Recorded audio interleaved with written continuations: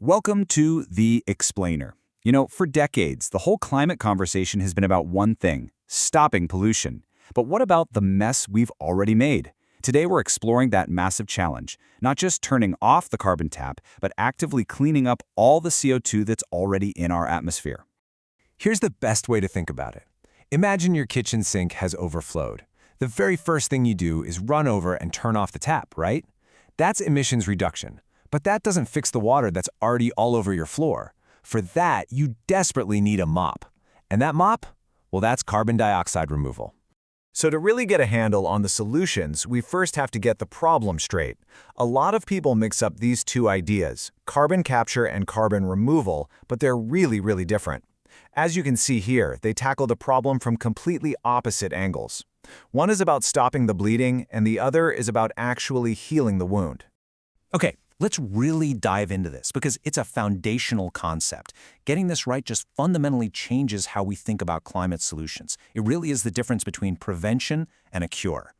So, carbon capture and storage, or CCS, that's the prevention part. It basically acts like a filter that you attach directly to a smokestack, say at a power plant or a factory.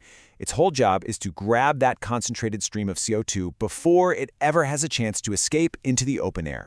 And then there's carbon dioxide removal, CDR. This is the cure. This is our mop. It's a whole collection of tools designed to go out into the atmosphere and actively pull out the CO2 that's been building up for more than a century. We're talking about a cleanup job on a planetary scale. So, if we need to mop up all this carbon that's floating around in the atmosphere, what tools do we actually have in our toolkit as we head into 2026? What does the tech even look like today? Well, the good news is we have a growing list of options, and they fall into a few main categories, as you can see here. You've got the purely technological stuff like direct air capture. Then there are biogenic methods like BECCS. That's a mouthful. It stands for bioenergy with carbon capture, or creating something called biochar. And finally, you have nature-based approaches, which are all about supercharging the incredible carbon-sucking power that ecosystems already have.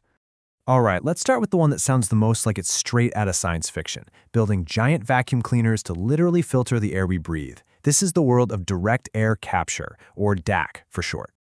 Now, this sounds incredibly hard, and it is. CO2 only makes up this tiny fraction of our atmosphere.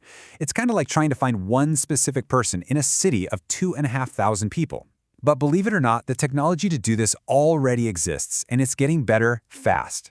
The process, direct air capture, is actually surprisingly straightforward in principle. First, you have these huge fans that suck in just regular air. That air passes over special chemical filters. They're called sorbents that are engineered to grab only the CO2 molecules. Then you apply heat, which releases the CO2 in a pure, concentrated stream, all ready to be piped away and stored permanently underground. And this chart right here just brilliantly shows how fast this tech is scaling up. So look at that bar on the left. That's the Mammoth plant in Iceland. It's the biggest one operating today. Now look at the bar on the right. That's the Stratos plant, which is set to come online in Texas in 2025. That is a more than 10-fold leap in capacity. It's designed to capture 500,000 tons of CO2 every year. But here's the reality check, and it's all summed up by this one number: 0.4%. That might not sound like a lot, but to capture just a fraction of our yearly emissions, we need 0.4% of the entire current electricity supply of the United States. And that energy has to be clean, otherwise you're just spinning your wheels.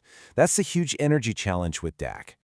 Okay, so while those high-tech solutions like DAC are getting developed, we can also look to supercharge natural processes that have been quietly removing carbon for literally millennia. And that brings us to biogenic removal. This is all about leveraging a process that's billions of years old: photosynthesis. Plants are nature's original carbon capture machines, right? So these methods find clever ways to take the carbon that plants have already pulled from the air and lock it away for good, instead of just letting it rot and go back into the atmosphere. A really great example of this is biochar. What you do is you take agricultural waste, think wood scraps, corn stalks, that kind of stuff, and you heat it up without much oxygen. The result is this incredibly stable, carbon-rich charcoal. You can mix it into soil, and it can lock that carbon away for hundreds of years. And as a bonus, it actually makes the soil healthier.